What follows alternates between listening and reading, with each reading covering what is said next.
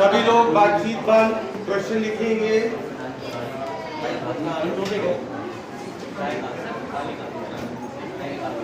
Plot a graph, plot a graph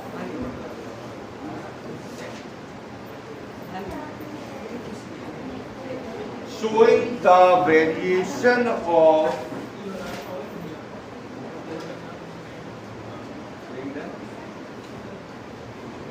plot a graph showing the variation of force versus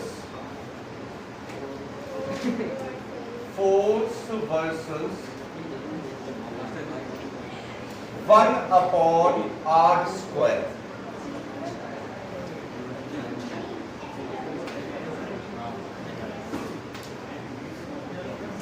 For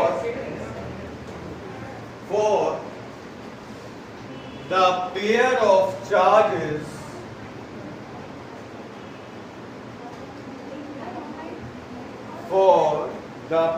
of charges one microcoulomb comma 2 microcoulomb and 1 microcoulomb comma -3 microcoulomb. ये question क्या कहा गया question में? Graph किस किस के बीच में खींचना है? एफ और 1 अपॉन आर स्क्वायर। तो पहले तो ये बताइए इनमें रिलेशन क्या होता है?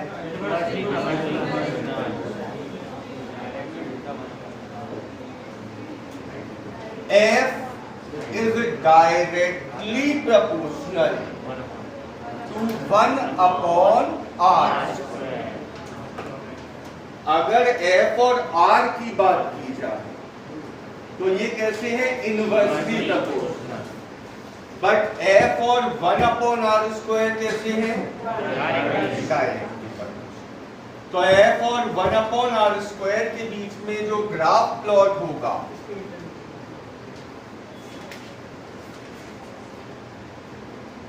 F और 1 अपॉन r स्क्वायर के बीच में जो ग्राफ प्लॉट होगा वो हमेशा कैसा होगा? एक स्ट्रेट लाइन।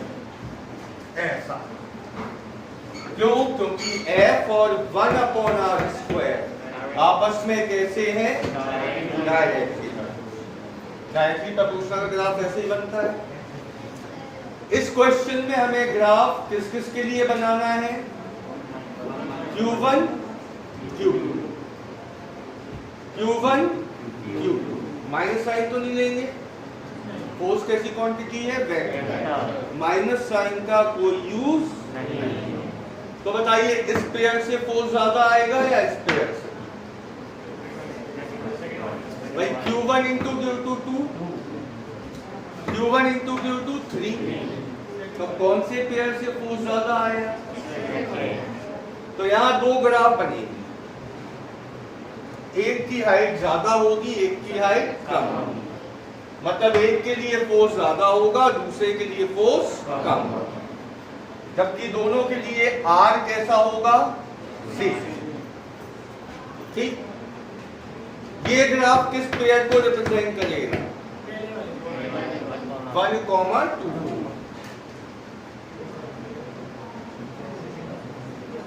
जबकि ये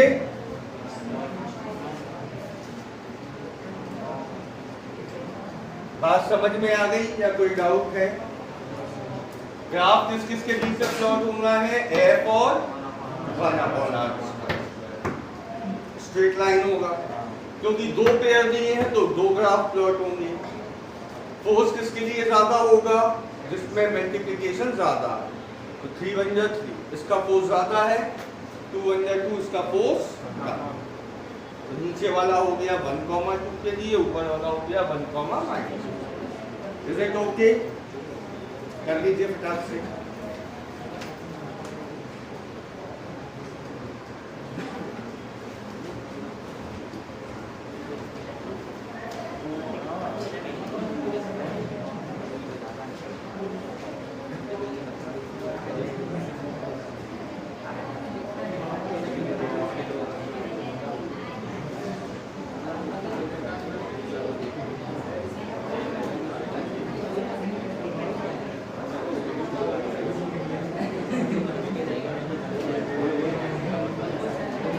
बिना बातचीत के बेटा जल्दी कर लीजिए इसको।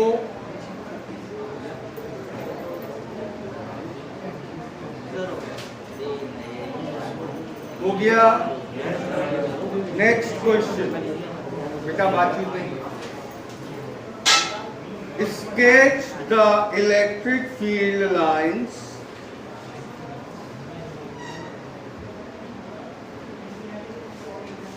for the given figure. Sketch the electric field lines for the given figure.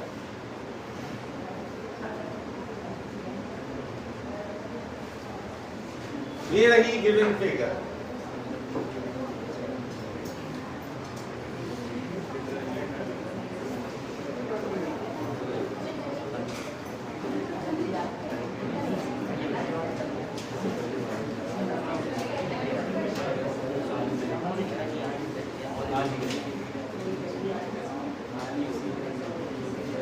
इस हॉलो सिलेंडर के लिए हमें इलेक्ट्रिक फील्ड लाइंस ड्रॉ करनी।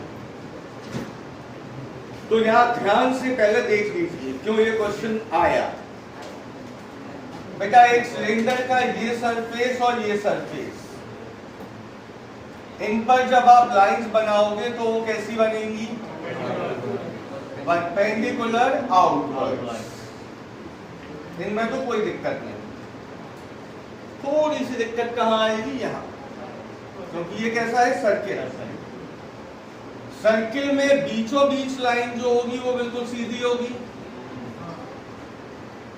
बट यहां की लाइन क्या होंगी? हल्की सी कर्व। क्योंकि एक सर्किल पे सीधी सीधी लाइंस नहीं बनती है, हमेशा कैसी बनेगी? हल्की सी कर्व। बस ये आपको ध्यान रखना है।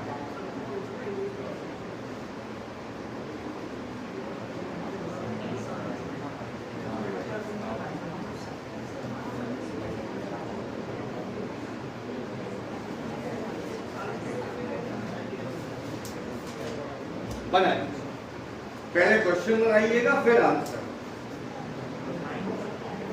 पहले क्वेश्चन में एक सिलेंडर, उस पे चार्ज डिस्ट्रीब्यूट है, फिर आंसर में बनाइएगा लाइंस।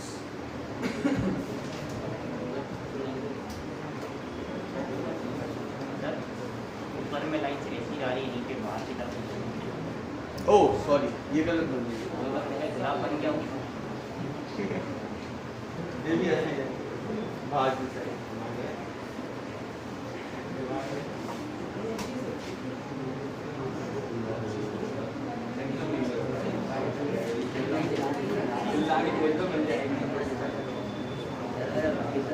Positive to infinite.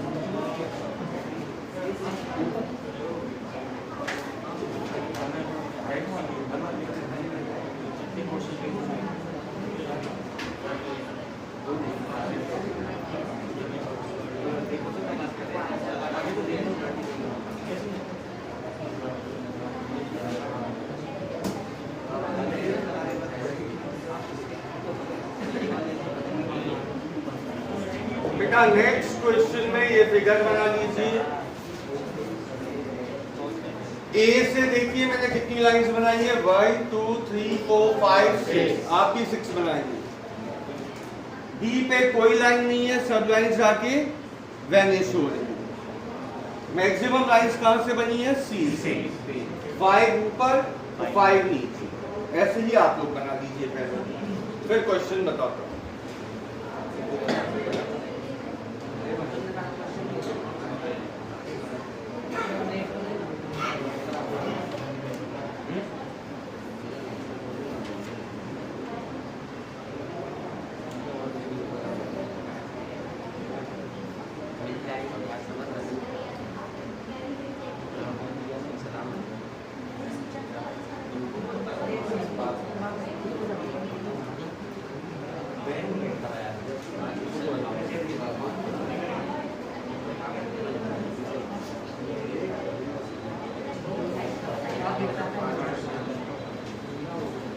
बन गया।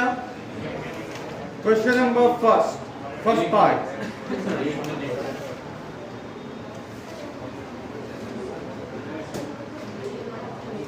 which charges are positive?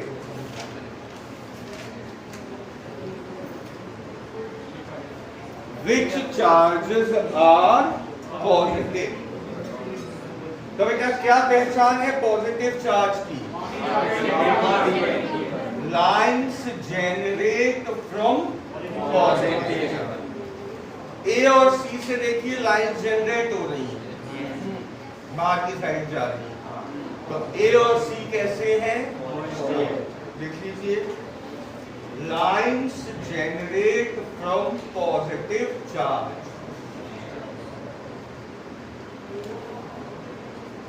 So A and C are positive.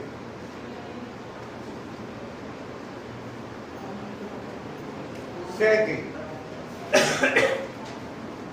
which one has maximum magnitude of charge?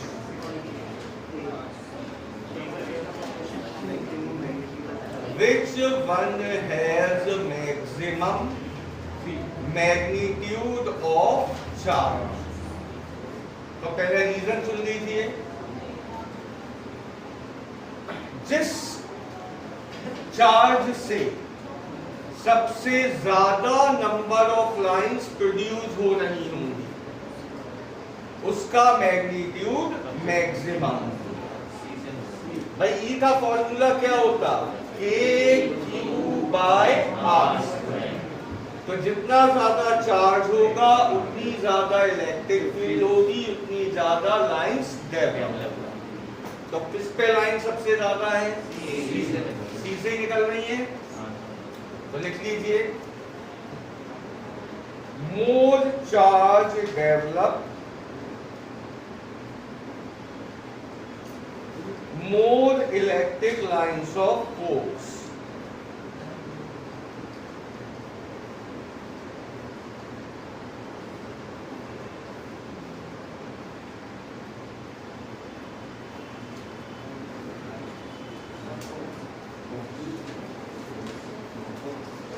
So, charge on C is maximum.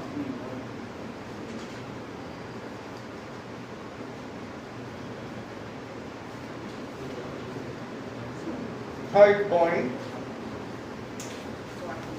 in which region could the electric field be zero? Near A, near B, near A, near B और near C।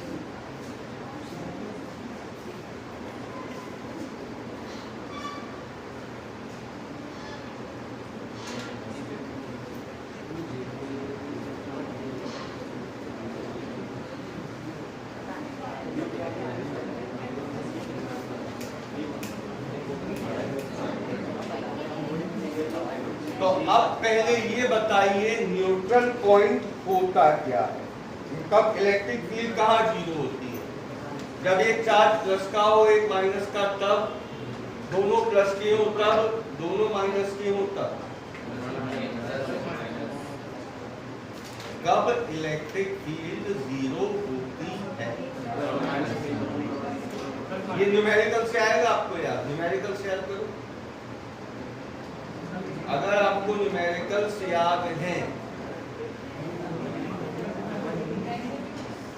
बेटा मैंने आपको बताया था, ध्यान से याद कीजिएगा,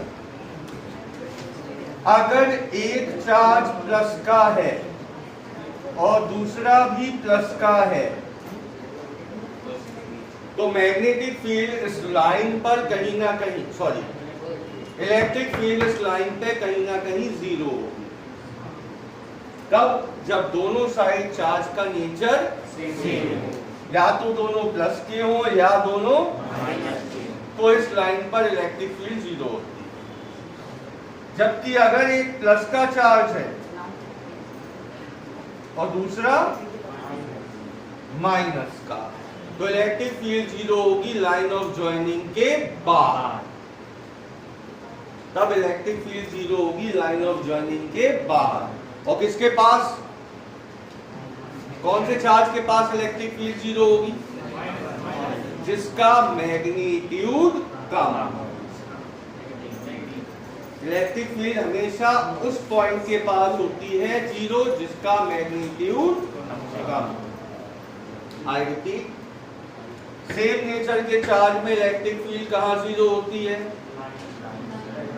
line of joining. Opposite nature के चार्ज में लाइन ऑफ जॉइनिंग के बाहर। किसके पास? जिस चार्ज का मैग्नीट्यूड कम। अब सुनिए, पहले हम बात करें ए और सी की। कैसा नेचर है? मतलब इस लाइन पर कहीं ना कहीं इलेक्ट्रिक फील्ड ए के पास होगी कि सी के पास? जिसका मैग्नीट्यूड कम। तो किसके पास होगी? 100% ए के पास इलेक्ट्रिक फील्ड जीरो। अब बात करें बी और सी की। तो क्या इस लाइन पे कहीं इलेक्ट्रिक फील्ड जीरो होगी? नहीं होगी, खत्म हो गई बात। ए और बी की, क्या इस लाइन पे कहीं इलेक्ट्रिक फील्ड जीरो होगी? नहीं होगी, क्योंकि ये प्लस का है और ये माइनस का है। ठीक, तो केवल इस पूरे रीजन में इलेक्ट्रिक फील्ड कहाँ जीरो होगी? ए और सी के बीच में। कहाँ? ए और सी के बीच में। किसके पास? क्योंकि ए का मैग्नीट्यूड क्लियर। देख लीजिए, A and C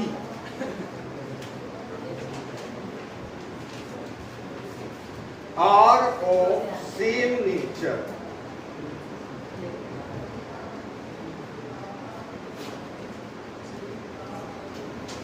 So electric field will be zero.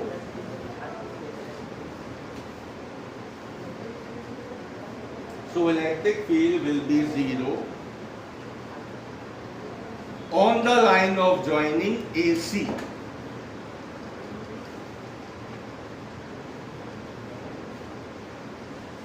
And point will be near, and point will be near to the charge of less magnitude.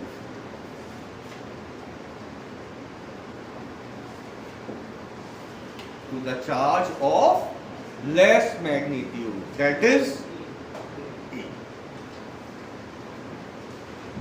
Put out. Next,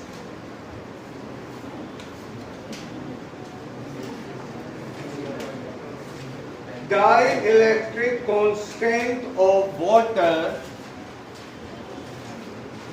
Dielectric constant of water is 80.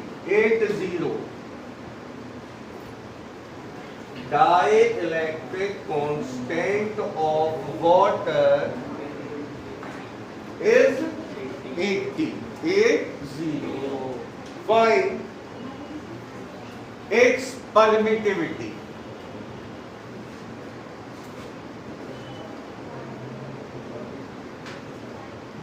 Find its permittivity. कौन सा है question number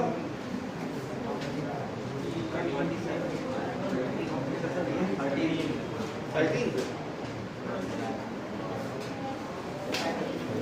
देखिए बेटा, dielectric constant को क्या symbol दिया जाता है? के। कितना है? क्या फाइंड करना है? कोई बताएगा परमिटिविटी का सिंबल क्या होता है? एप्सिलॉन नॉट नहीं, epsilon not is permittivity of free space and epsilon is called permittivity of medium। या मीडियम कौन है? वाटर। तो epsilon is permittivity of water। Equal क्या होता है? epsilon not k।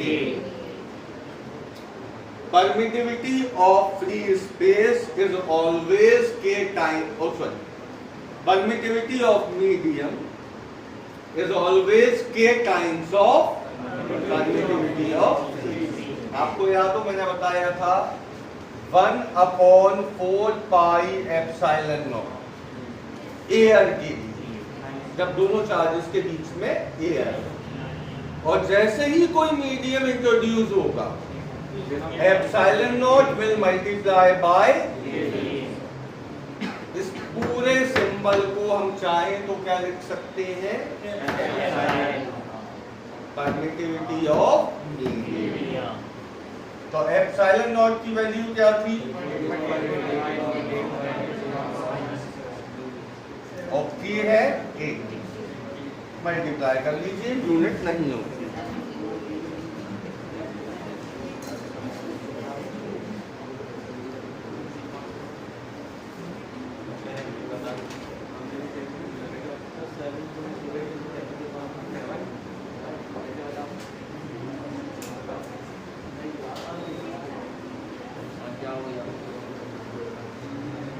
Next,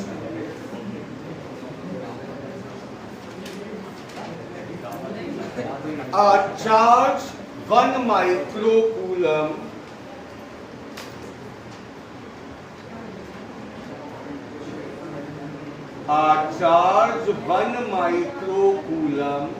is placed at a point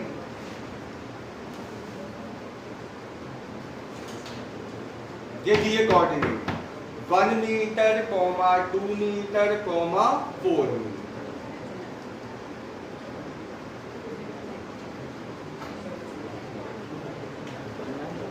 Find electric field at a point 0, -4 meter, 3 metre.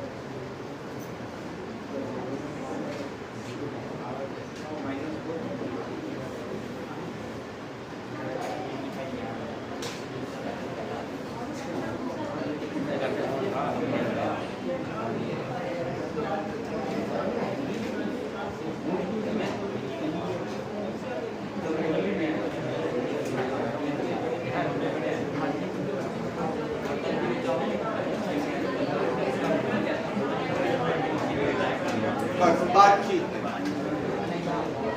Question पहले आराम से समझ लो। एक चार्ज जो कितना है 1 माइक्रो, कहाँ रखा हुआ है? 1, 2, 4 मीटर। मतलब ये कहाँ है? 3 डायमेंशन। कैसे दिखाएं इसे? हम कोशिश कर लेते हैं दिखाने की, वैसे जरूरत नहीं।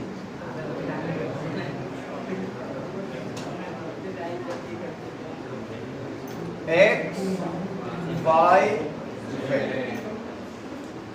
1, 2, 4 X पे 1, Y पे 2, Z पे 4। अब बताओ पॉइंट कहाँ बना है? 3 डायमेंशन में पॉइंट बनाने में दिक्कत आती है। क्यों आती है आपके सामने? आप इन्हें ज्वाइन कराओगे पहले, फिर से ऐसे लाओगे, फिर मिलाओगे, तब यहाँ कहीं पॉइंट आएगा, तो पॉसिबल हवा। तो फिलहाल कहानी ऐसे समझो कि एक पॉइंट ये है, इसको हम नाम दे रहे हैं E, और इलेक्ट्रिक फील्ड कहाँ निकालनी है? 0, -4, 3। तो इसे हम नाम दे रहे हैं E।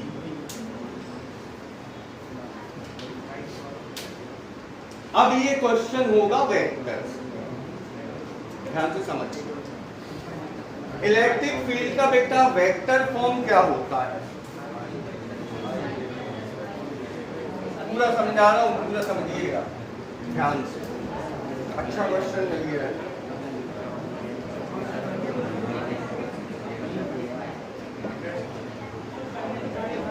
देखिए, इलेक्ट्रिक फील्ड का जनरल फॉर्मूला क्या होता है? बेटा बातचीत करना हो तो बातचीत करने बाहर निकल जाओ। 9 × 10⁹ Q अपॉन R। यहाँ क्या होता है?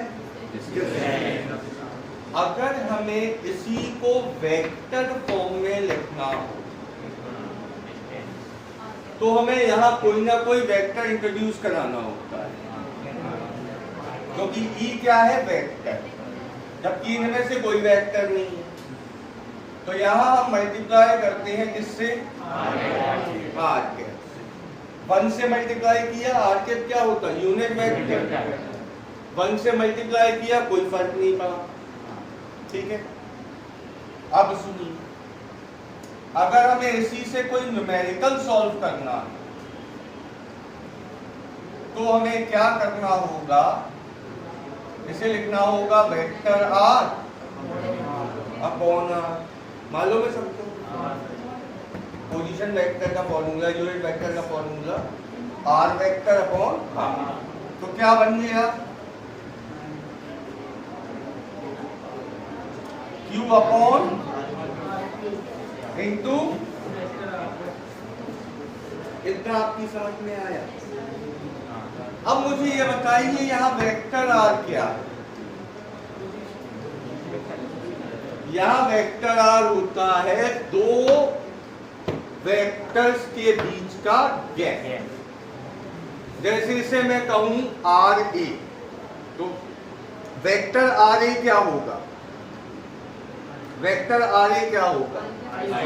I cap plus 2j cap plus 4k। और वेक्टर RB क्या होगा? माइनस का 4j cap plus 3k cap. तो R वेक्टर क्या होगा? RA minus RB। याद रखना हमेशा पहले RA जहां चार्ज रखा है माइनस R। तो RA क्या था? I cap plus 2j cap plus 4k cap. RB क्या था? Minus 4j cap plus 3k cap. Subtract करके R वेक्टर आ जाएगा। फिर क्या चाहिए होगा? R।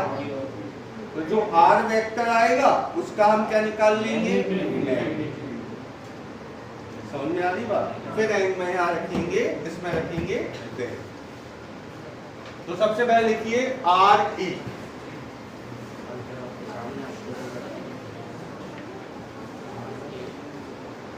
RA वेक्टर हो गया I cap plus 2j cap plus 4k cap.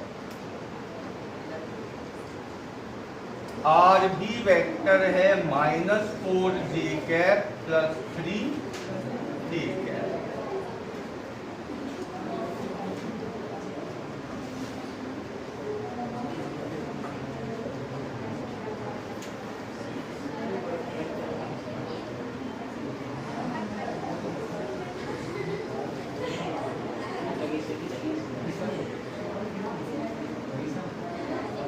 Solve करो इसे।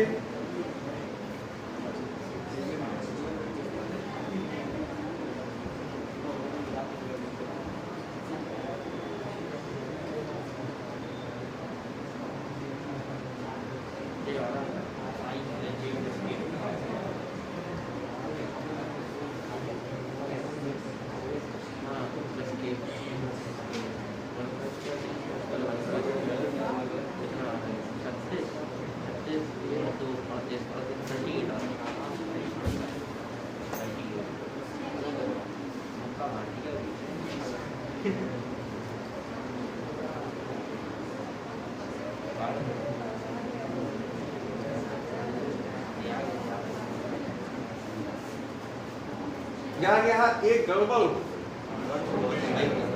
देखना क्या हो। नहीं कुछ नहीं, ज्यादा करेक्शन नहीं, छोटा सा है। हम इसे 2D में समझा रहे हैं। देखना ये क्या होता है, ओरिजिन से मान लो ये है कोई पॉइंट जिसके कोऑर्डिनेट है x, y। यहां रखा है चार्ज, ठीक। तो इसे मिलाने वाला लाइन क्या होगी, RA। इस पॉइंट पर हमें इस पॉइंट पे हमें इलेक्ट्रिक फील्ड निकालनी है, तो इसे मिलाने वाली लाइन क्या होगी, RB, ठीक। ये हो गया पॉइंट A, ये हो गया पॉइंट B। अब बताइए हमें electric field due to charge Q निकालना है, और कौन से पॉइंट पे निकालना है, B पॉइंट पे। तो हमें इसे ज्वाइन करना होगा। ये कौन होगा, R वेक्टर। तो अगर हम ट्राइंगल लॉ लगाएं तो ट्राइंगल लॉ क्या कहता है, ये रिजल्टेंट है RA प्लस R, नहीं समझा, RB is the resultant of R plus R। तो R वेक्टर क्या होगा, RB माइनस R। ये गलती, अब समझे बात। तो यहाँ RA माइनस RB नहीं आएगा, RB माइनस। जिसे ट्रायंगल में नहीं आता वो सुन लो। दो कॉन्जिक्यूटिव वेक्टर ये हैं, इन दोनों कॉन्जिक्यूटिव वेक्टर्स का सम तीसरे नॉन कॉन्जिक्यूटिव वेक्टर के इक्वल होता है, इसे कहते हैं ट्रायंगल। तो R और RE कॉन्जिक्यूटिव थे, एक के बाद एक थे, और ये कैसा था, नॉन कॉन्जिक्यूटिव। तो RB equal R plus R। तो हमें चाहिए R, तो R इक्वल क्या होगा, RB माइनस R। तो यहाँ पे करेक्शन कर लीजिए।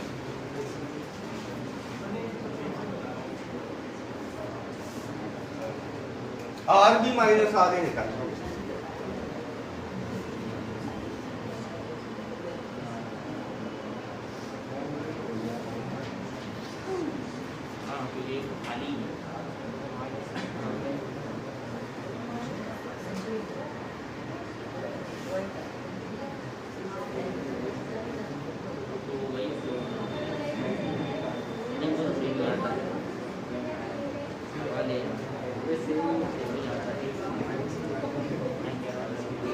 तो क्या आएगा, R वेक्टर क्या आ जाएगा बेटा, माइनस का I के 4J ये और 2J ये, माइनस का 6J के 3K प्लस का और 4K माइनस का K के। ये आ गया R वेक्टर। अब इसका क्या निकालोगे, मैग्नीट्यूड।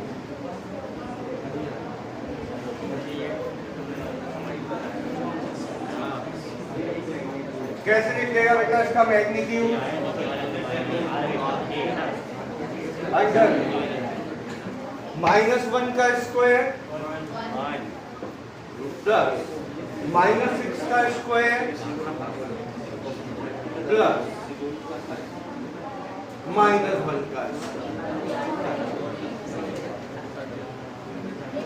तो अंडर रूट में कितना आ गया, 30। अब ये दोनों वैल्यूज रखिए।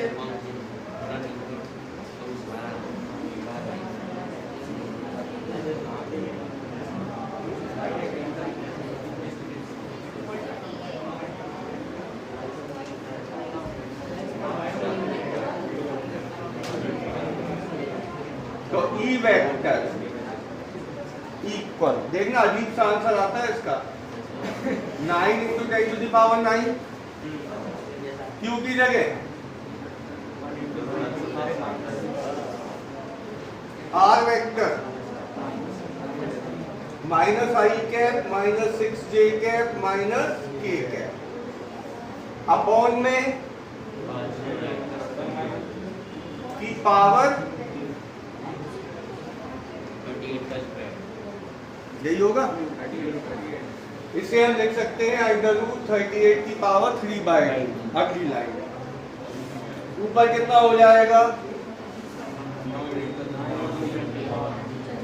9 into 10 to the power 3 upon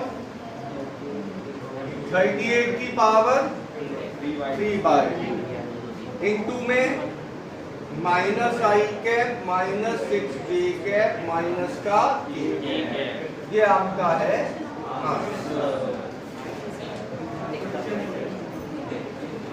ज्यादा ज्यादा इसकी वैल्यू आपको गिवन होगी तो आपका एक लाइन और कम।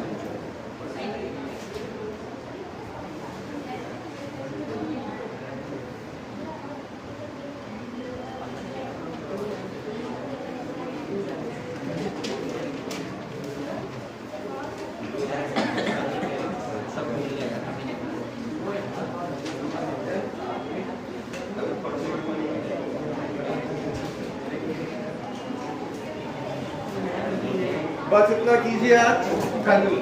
इलेक्ट्रिक लाइन की यूनिट क्या होती